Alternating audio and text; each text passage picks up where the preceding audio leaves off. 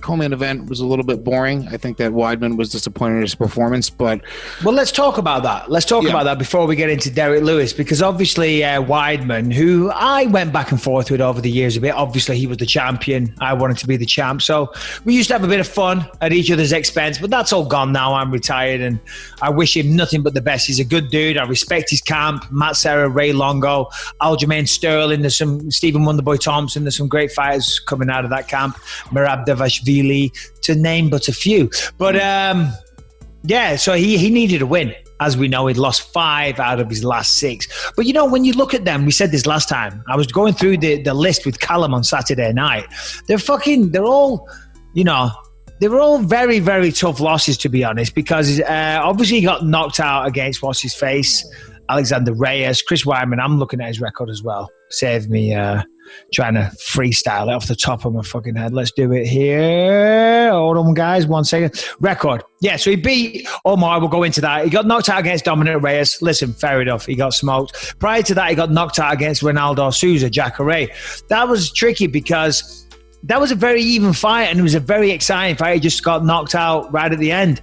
Before that, he choked out Kelvin Gastelum. That was a good win. Prior to that, it says TKO knees from Gegard Mousasi, but if you remember, there was that whole thing where he kind of, he was playing the downed opponent game, touching the floor, not touching the floor.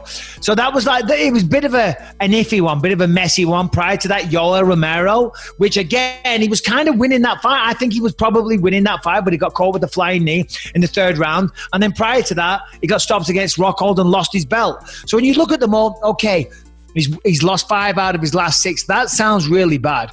But when you look at it carefully, when you go into detail, it's not as bad as it sounds. And they're all top of the food chain fucking guys.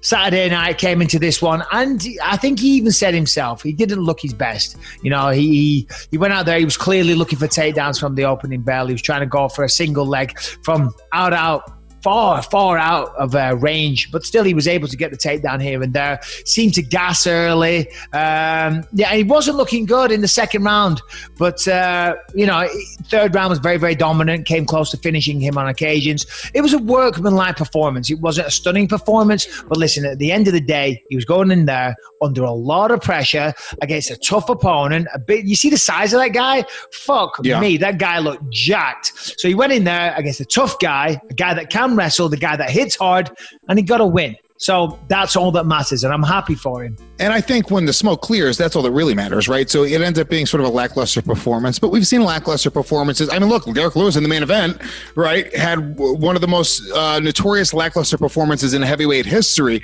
and nobody talks about that anymore. It's something that people sort of go like, you know what, they should run that back because that was a shit fight, and both those guys, we should see the best out of both of those guys. So I think it's good. I like Chris Weidman. I know you've had your issues with him. I really love Matt Serra, who's like just one of the sweetest guys in the world. I love them all. Them all. Ray Longo, what a fucking great coach. What a great guy. I love his energy. And then I love seeing the corner work and the coaching work from Ray Longo. He's got a very, very smart mind. One of the best minds in the entire game for me.